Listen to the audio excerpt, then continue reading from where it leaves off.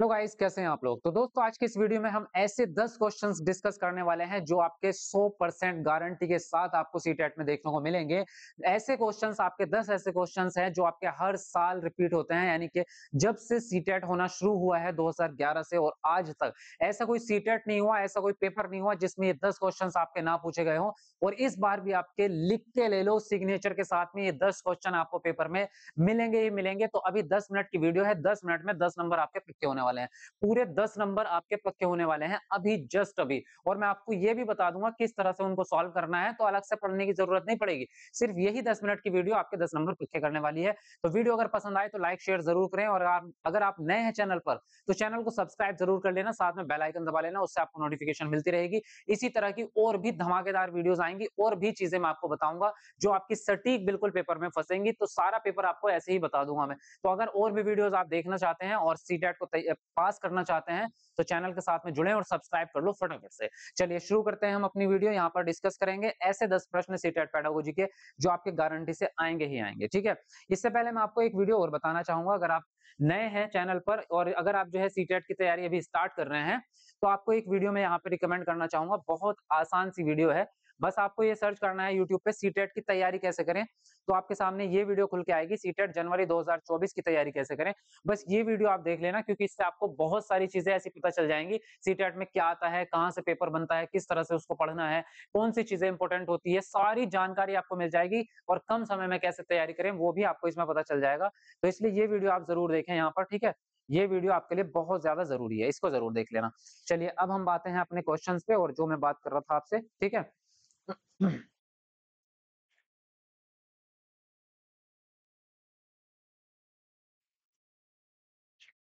देखिए, तो आज का जो पहला प्रश्न आपका आपके सामने है। आपका पहला प्रश्न है, निम्न में से कौन सा प्रश्न बच्चों में विवेचनात्मक चिंतन को बढ़ावा देता है। तो ये प्रश्न एक ऐसा प्रश्न है जो आपका 100% ऐसा एक नहीं आएगा। मैं तो आपको एक बता रहा हूं, जैसे मैं यहाँ पे 10 प्रश्न बताऊंगा ना आपको, तो इस तरह के इनसे रिलेट करके 30 प्रश्न बनेंगे आपके। यानी कि कम से कम 30 नंबर पक्के होंगे आपके इस वीडियो से। सिर्फ एक नंबर 10 नंबर नहीं होंगे, बल्कि 30 नंबर पक्के होंगे, क्योंकि मैं एक प्रश्न बनाऊंगा, इसके जैसे आपको 3 से 4 प्रश्न मिलेंगे आपको हर सब्जेक्ट में, पांचों सब्जेक्ट में। तो जैसे मैं बात कर रहा हूँ यहाँ पे, आपका प्रश्न आपका विवेचनात्मक चिंतन से रिलेटेड। तो विवेचनात्मक चिंतन की जगह पे आपका समालोचनात्मक चिंतन आ सकता है, काल्पनिक चिंतन आ सकता है, या चिंतन कौशल। ये 3-4 शब्द आपके चेंज हो सकते हैं, बस इतना ध्यान रखना। मतलब तीनों का एक ही रहेगा, चाहे विवेचनात्मक हो, चाहे समालोचनात्मक चिंतन हो, चाहे आपका जो है चिंतन कौशल हो, ठीक है। तो अगर प्रश्न ऐसे पूछेगा आपसे, निम्न में से कौन सा प्रश्न बच्चों में विवेचनात्मक चिंतन को बढ़ावा देता है, तो जैसे प्रश्न ऑप्शन है, पता करो कि तटीय इलाके में रहने वाले लोग क्या खाते हैं और क्यों। दूसरा है आपका, भारत के 10 राज्यों के नाम लिखो। तीसरा है यहाँ पर आपका 2 से 10 तक के पहाड़े लिखो। और चौथा ऑप्शन है आपका, दी गई कविता का सुस्मरण करके वाचन करो। तो इस प्रकार के ऑप्शन आपके आएंगे। आप खुद भी कमेंट में अपना आंसर दे सकते हैं इसमें, कमेंट करके, ताकि आपको साथ साथ पता भी चलता रहे कि क्या आपके ऑप्शन सही है या नहीं है। तो यहाँ पे हम देखेंगे तो पहला ऑप्शन आपका राइट हो जाएगा, पता करो कि तटीय इलाके में रहने वाले लोग क्या खाते हैं और क्यों। अब इस तरह के प्रश्नों को कैसे सॉल्व करते हैं ये भी बताते चलूंगा साथ साथ। बस इसमें आपको ये ध्यान रखना है, ऐसे ऑप्शन को चुनना है जिसमें बच्चों को ज्यादा सोचना पड़े, ठीक है। जिसमें बच्चों को ज्यादा अपना दिमाग इस्तेमाल करना पड़े, ज्यादा सोचना पड़े, ऐसे ऑप्शन को चुनना है। और दूसरा तरीका यह है कि ऐसे ऑप्शन को चुनना है जिसके एक से ज्यादा उत्तर हो सके, केवल एक उत्तर ना हो, एक से ज्यादा उत्तर हो। यही ट्रिक होती है इस प्रश्न को सॉल्व करने की। अब यहाँ पे देख सकते हैं आप, जैसे कि भारत के 10 राज्यों के नाम बताओ, तो इसका एक से ज्यादा उत्तर हो सकता है क्या? कभी कभी भी नहीं हो सकता। मतलब ये 10 राज्य आपके फिक्स हैं, इसका आप 11वें का नाम भी नहीं ले सकते, है ना। तो यहाँ पर जो है आपका ये रटा रटाया है। 2 से 10 तक के पहाड़े लिखो, तो पहाड़ों को आप बदल थोड़ा देंगे, इसका एक ही उत्तर होगा और वो फिक्स होगा आपका, है ना। उसके अलावा दी गई कविता का सुस्मरण, तो जब पहले से ही फिक्स कर दी है आपने कि जो दी गई कविता है उसका उसको याद करके सुनाना है, तो वो कविता आपकी बदल ही नहीं सकती, तो इसका कोई दूसरा उत्तर हो ही नहीं सकता, ठीक है। अब अगर बात करेंगे तटीय इलाके में लोग रहने वाले लोग क्या खाते हैं और क्यों, तो क्या खाते हैं इसके डिफरेंट डिफरेंट आंसर होंगे, कई सारी चीजें खाते होंगे विभिन्न प्रकार की। यहाँ पर आपको जो है फिक्स नहीं कहा कि ये बताओ हमें कौन सी मिठाई खाते हैं, ऐसा भी नहीं कहा, क्या खाते हैं सब चीजें आगे। और क्यों, जब सवाल क्यों पूछा जाएगा ना आगे, तो फिर और ज्यादा बच्चे को चिंतन करना पड़ेगा, इधर उधर बारे में सोचना पड़ेगा कि, और सभी बच्चों के अलग अलग जवाब आ सकते हैं, कोई एक फिक्स जवाब नहीं होगा उसका। कई बच्चे कहेंगे कि वहां पे यही सब्जियां उगती होंगी, कुछ कहेंगे कि वहां पे इलाका ठंडा है तो इसलिए वो चीजें खाते हैं, कुछ कहेंगे कि वहां पे गर्म इलाका है इसलिए खाते हैं। तो तरह तरह के आंसर इसमें आपको देखने को मिल जाएंगे। ठीक है, उसके अलावा इनमें सोचने का भी सबसे ज्यादा बच्चे को अनुभव में मौका मिल रहा है पहले ऑप्शन में। उसके अलावा नेक्स्ट प्रश्न में हम बढ़ते हैं। अगला जो प्रश्न है आपका, एक विशिष्ट संप्रत्यय को पढ़ाने हेतु एक अध्यापिका बच्चों को आधा हल किया हुआ उदाहरण देती है। लेव वाइगोत्स्की के अनुसार अध्यापिका किस रणनीति का प्रयोग कर रही है? पहला ऑप्शन है अवलोकन विधि, दूसरा है पाठ, तीसरा है द्वंदात्मक अधिगम और चौथा है अनुकूलन। चलिए आप भी कमेंट करके अपना आंसर बताते रहेंगे। ये प्रश्न, ये एक ऐसा प्रश्न है जो 2011 से लेकर के 2011 से लेकर के और 2023 तक आज तक कोई ऐसा सेट नहीं हुआ जिसमें ये प्रश्न ना पूछा गया हो। बस इसको लाइनें ऊपर नीचे कर देंगे वो थोड़ी बहुत, वो कैसे करेंगे वो भी मैं आपको बीच में बताता चलूंगा। इसका आंसर हो जाएगा आपका पाड़, और पाड़ को इंग्लिश में बोलते हैं इसका फोल्डिंग। ठीक है, क्या बोलते हैं? इसका फोल्डिंग बोलते हैं, ये आप याद रखेंगे। हिंदी में इसका पाड़ की जगह पे एक शब्द और यूज होता है, उसको कहते हैं ढांचा, और एक और शब्द यूज होता है उसको कहते हैं सहारा देना। बस ये 3 शब्द याद रख लेना, आपका जो है कभी आंसर गलत नहीं हो सकता। मतलब क्या है कि किसी विशेष संप्रदाय को पढ़ाने के लिए अध्यापिका आधा हल किया हुआ प्रश्न दे रही है, मतलब पहले से उसको थोड़ी-सी मदद दी जा रही है। तो इसका कुल मिला के जो प्रश्न बनता है वो इसी तरह से बनता है कि अगर किसी प्रश्न को सॉल्व करते समय, कोई समस्या को सॉल्व करते समय अगर बच्चा अटक रहा है, वहाँ पे कोई बड़ा व्यक्ति या टीचर उसको थोड़ी-सी सहायता दे दे, हल्की सी हिंट दे दे, तो उस हिंट देने को क्या कहते हैं? उसको पाड़ कहते हैं। भाई उसको सहायता देने को आपका ढांचा या स्कैफोल्डिंग कहते हैं। ये आप गारंटी से लिख लो कि आपका जो है ये प्रश्न आना ही आना है। उसके अलावा हार्वर्ड हार्वर्ड गार्डनर के बुद्धि सिद्धांत से जरूर आएगा एक प्रश्न, चाहे वो नाम लिखे हार्वर्ड गार्डनर का या नहीं लिखे, आपका बुद्धि से प्रश्न जरूर बनेगा। हार्वर्ड गार्डनर के सिद्धांत के अनुसार एक कक्षा में तरह तरह की अध्यापन रणनीतियों का इस्तेमाल होना जरूरी है, क्योंकि फर्स्ट है यह बौद्धिक बहुबौद्धिकता को निष्पादित करने में मददगार है, दूसरा है यह सामान्य बौद्धिकता को बढ़ाने में मददगार है, तीसरा है यह तारक विद्यार्थी बनाने में मददगार है, और चौथा है आपका यह व्यवहारिक बौद्धिकता को बढ़ाने में मददगार है। चलिए बताएंगे आप लोग भी कमेंट करके कौन सा ऑप्शन राइट होगा, कमेंट में अपना आंसर लिखेंगे। अब यहाँ पे अगर इस तरह का प्रश्न कभी भी आ जाए कि हार्वर्ड गार्डनर के सिद्धांत के हिसाब से कौन सा ऑप्शन आपका राइट है, तो इसका पहचानने की सिर्फ एक ही ट्रिक है। कभी भी बुद्धि से प्रश्न आएगा तो सिंपल सी एक ही ट्रिक है, जिसमें बहु लिखा होगा, यानी कि एक से अधिक बुद्धि की बात कर रहे होंगे, एक से ज्यादा बुद्धि की बात कर रहे होंगे, चाहे वो बहु लिखें, चाहे वो समूह लिखें, या इस प्रकार के कि एक से अधिक तो बहुत सारी, तो इनमें अगर आप देखेंगे चारों ऑप्शन में, तो यहाँ आप देखेंगे यह बहुबौद्धिकता को निष्पादित करने में मददगार है। क्यों? क्योंकि बुद्धि जो है वो बहुत सारी है, मतलब बहुत बहुत प्रकार की है, 9 प्रकार की बुद्धि हार्वर्ड गार्डनर ने बताई है। तो इसी प्रकार से हम कभी भी बुद्धि को एक संरचना नहीं मान सकते, ये बहुत सारी विशेषताओं का एक समूह होता है। तो जहां पे भी इस तरह के शब्द दिखे कि ये एक समूह है, विशेषताओं का समुच्चय है, विशेषताओं का भंडारण है, मतलब एक से ज्यादा की जब बात चल रही हो, वही ऑप्शन आपका राइट होगा। और देख सकते हैं आप पहले ऑप्शन में बहु लिखा है, बाकी किसी में नहीं होगा। इसमें सामान्य बुद्धि बोल रहा है, इसमें तारक बोल रहा है, इसमें व्यवहारवादी बुद्धि बोल रहा है, किसी में भी वो एक से ज्यादा की बात ही नहीं करेगा। ऑप्शन वही राइट होगा जिसमें बहु लिखा होगा।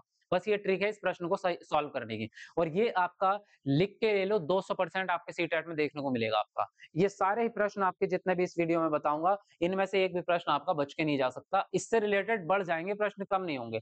10 प्रश्न बता रहा हूँ, कम से कम ऐसे 30 प्रश्न आपको मिलेंगे, यानी कि इस वीडियो से 25-30 नंबर आपके अभी सही हो रहे हैं। अगर आपके 70-75 नंबर आते हैं सीटेट में, तो ये वीडियो देखने के बाद समझो आपका सीटेट पास हो गया, क्योंकि 20-30 नंबर आपके बढ़ने वाले हैं इसी वीडियो को देखते देखते। अब यहाँ पे बात करें, पर्याप्त समर्थन प्राप्त प्रदान करने के बावजूद एक कक्षा में एक विद्यार्थी गणितीय क्रियाओं को समझने में निरंतर चुनौतियों का सामना कर रहा है, तो इसकी वजह क्या हो सकती है? आपका स्वलीनता होगी, गणितीय वैकल्य, गणित आलेख्य वैकल्य, या फिर पठन वैकल्य। तो ये आपका लर्निंग डिसेबिलिटी से प्रश्न है।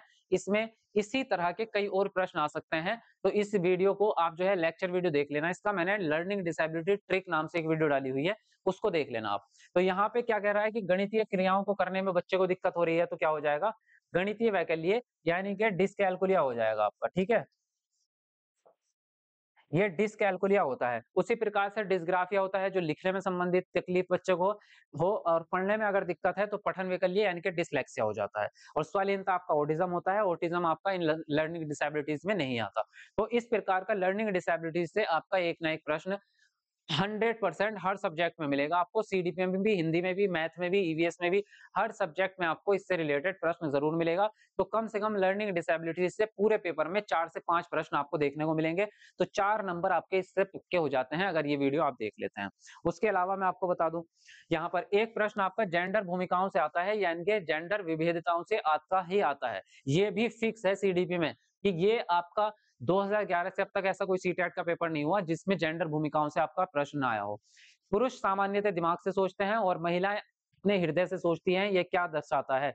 तो ये लैंगिक रूढ़िवाद दर्शाता है आपका। रूढ़िबद्धता आ जाएगा, रूढ़िवाद आ जाएगा या भेदभाव आ जाएगा कि लैंगिक भेदभाव को दर्शाता है। इस प्रकार से आपको इसको सॉल्व करने का एक ही तरीका है, बस ये समझ लो कि कहीं पे भी अगर लड़के और लड़कियों में अंतर की बात चल रही है, जैसे कि लड़कियों को खेलने के लिए गुड़िया दी जाती है, लड़कों को खेलने के लिए जो है बंदूक दी जाती है, तो ये क्या दर्शाता है? लैंगिक रूढ़िवाद दर्शाता है।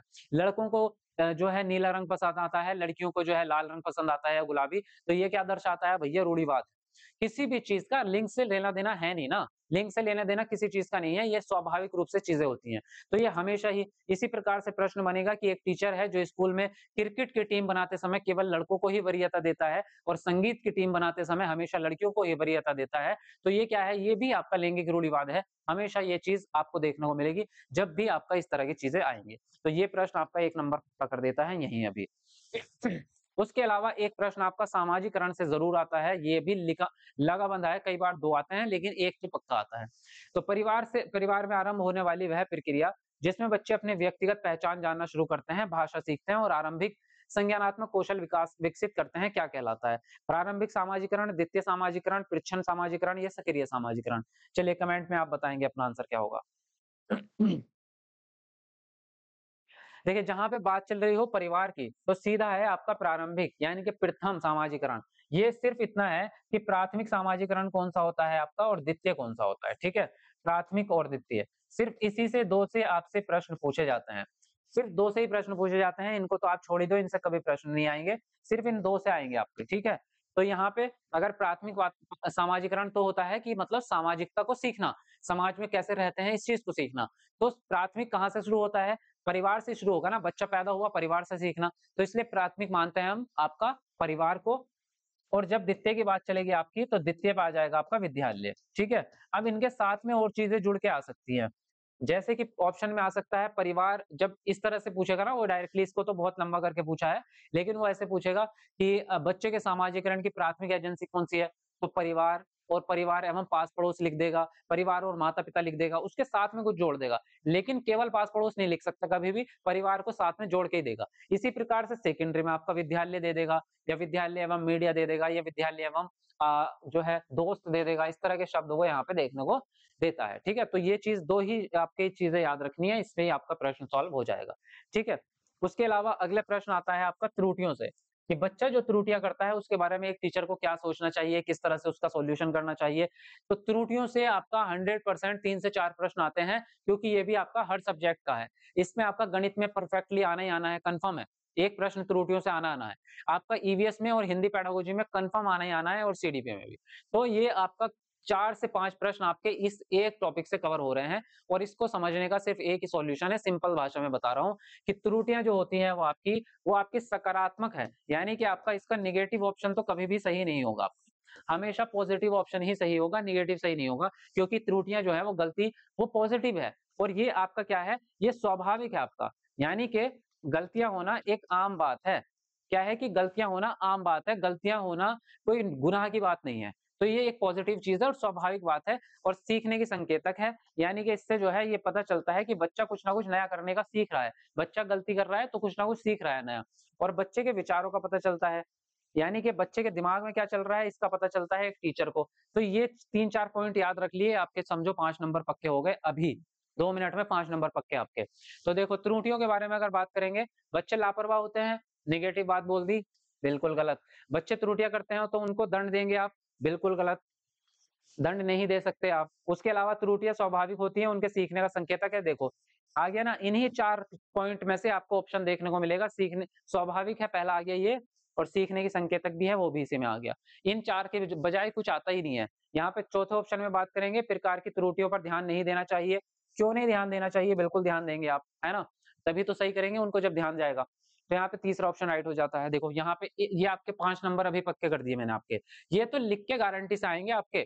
तो वीडियो बहुत अच्छी बना रहा हूँ, देखो ये आपका जो है लाइक बनता है, तो लाइक ज़रूर कर देना अगर अभी तक नहीं किया है, तो लाइक कर दो और चैनल को सब्सक्राइब ज़रूर कर लेना, क्योंकि इस तरह की अभी और भी वीडियोज़ आपके लिए आएँगी। आपके लिए सीटेट को हलवा बना दूँगा, बिल्कुल सीटेट में आपके 120 नंबर आएँगे, सब्सक्राइब कर लो फटाफट से। देखो भाषा अर्जन क्षमता किससे संबंधित है आपकी? तो ये आपका चॉम्स्की वाला प्रश्न आपका हमेशा आता है, आज तक हमेशा हर प्रश्न हर साल आया है ये, कि ये आपका चॉम्स्की ने एक कथन कहा है कि भाषा अर्जन करने की क्षमता जन्मजात होती है। क्या बोला है? भाषा अर्जन करने की क्षमता बच्चों में जन्मजात होती है, इसीलिए ये अर्जन क्षमता किससे संबंधित है आपका चॉम्स्की से। प्रश्न पलट देता है, या तो ऊपर लिखेगा चॉम्स्की के कथन के बारे में निम्नलिखित में से कौन-सा सही है, या फिर कथन ऊपर लिख देगा कि भाषा अर्जन क्षमता और यह भाषा अर्जन क्षमता जन्मजात होती है, अब बताओ ये किसने बोला है? तो नीचे वैज्ञानिकों के नाम दे देगा। तो इस प्रकार से आपको 2 तरीके से छाँटना है, लेकिन आएगा ज़रूर आपका। ये आपका हिंदी पेडागोजी में आता है, ठीक है? और कई बार सीडीपी में आ जाता है, 2 ही में सब्जेक्ट में आएगा, उसके अलावा बाकी मैथ-वैथ में ये नहीं आएगा। ये सिर्फ 2 में ही आएगा, या तो आपका सीडीपी में या फिर आपका आएगा हिंदी पेडागोजी में। उसके अलावा बात करें भाषाई क्षमताओं के बारे में कौन-सा कथन उचित नहीं है? देखो ये प्रश्न भी आपका बहुत बार आता है। भाषाई क्षमताएँ एक-दूसरे से को प्रभावित करती हैं और भाषाई क्षमताएँ हैं क्या? भाषाई क्षमताओं का मतलब है भाषा कौशल, यानी कि सुनना, बोलना, पढ़ना और लिखना जो 4 कौशल होते हैं, उन्हीं की बात कर रहे हैं क्षमताएँ। तो भाषाई कौशल एक-दूसरे को प्रभावित करते हैं, भाषाई कौशल एक क्रम से नहीं सीखे जाते हैं, भाषाई कौशल एक क्रम से ही सीखे जाते हैं, या फिर भाषाई कौशल में समझ अंतर्निहित होती है। तो भाई एक सीधी-सी बात समझ लो कि भाषाई क्षमताएँ एक क्रम से सीखे जाते हैं, ये बात गलत है। क्योंकि ये क्रम से सीखे नहीं जाते। ये अभी तक मिथ बना हुआ था कि ये चारों नंबर से चलता है, नंबर से नहीं, बल्कि एक साथ ही सारी चीज़ें चलती हैं और ये समझ अंतर्निहित होती है, एक-दूसरे से अंत संबंधित होते हैं, जुड़े होते हैं, एक-दूसरे से प्रभाव भी डालते हैं। क्योंकि अगर बच्चा जो है सुनना नहीं सीख पाएगा, तो फिर बच्चा बोलना भी नहीं सीख पाता और पढ़ने-लिखने में भी कहीं न कहीं पिछड़ा रह जाता है, तो प्रभावित तो कर रहे हैं। ठीक है? लास्ट क्वेश्चन है, वेरी, वेरी इंपोर्टेंट है और ये है आपका कि एक छोटी बालिका प्रतीकात्मक खेल कर पाती है, अभी दूसरे व्यक्ति का दृष्टिकोण नहीं समझ पाती। वह अपनी पकड़ से बाहर की घटनाओं की वजह से आसानी से परेशान हो जाती है। जीन पियाजे द्वारा सुझाए चरणों में से कौन-सा चरण इस बालिका के वर्तमान स्तर को इंगित करता है?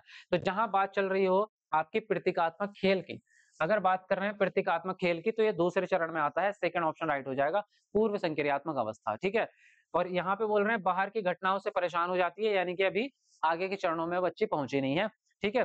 तो ये है जीन पियाजे से रिलेटेड और जीन पियाजे से 3 प्रश्न आ रहे हैं आपके हर साल। पहले 2 आया करते थे, लेकिन अभी संख्या बढ़ा दी गई है। जीन पियाजे से 3 प्रश्न आते हैं। तो जीन पियाजे का सिद्धांत पूरा समझ लेना, चैनल पे वीडियो पड़ी है, लेक्चर वीडियो। सर्च कर लेना जीन पियाजे का सिद्धांत बाय एसए टीचर अकेडमी, ऊपर ही वीडियो मिल जाएगी आपको। तो वीडियो बहुत ज़बरदस्त है। इस तरह की अगर और वीडियोज़ आप चाहते हैं, अभी मैंने आपको सिर्फ 10 प्रश्न बताए हैं जो आएँगे और सॉल्यूशन भी मैं आपको ट्रिक के माध्यम से हैंड टू हैंड बता दूँगा। अगर आप चाहते हैं ऐसी और मैं वीडियो बनाऊँ, तो चैनल को सब्सक्राइब करके और कमेंट कर देना नीचे, सब्सक्राइब ज़रूर कर लेना, क्योंकि आपका सीटेट पास कराना मेरी ज़िम्मेदारी है, सीटेट आपका पास हो जाएगा। तो मिलते हैं आपको नेक्स्ट वीडियो में, तब तक के लिए बाय बाय, टेक केयर।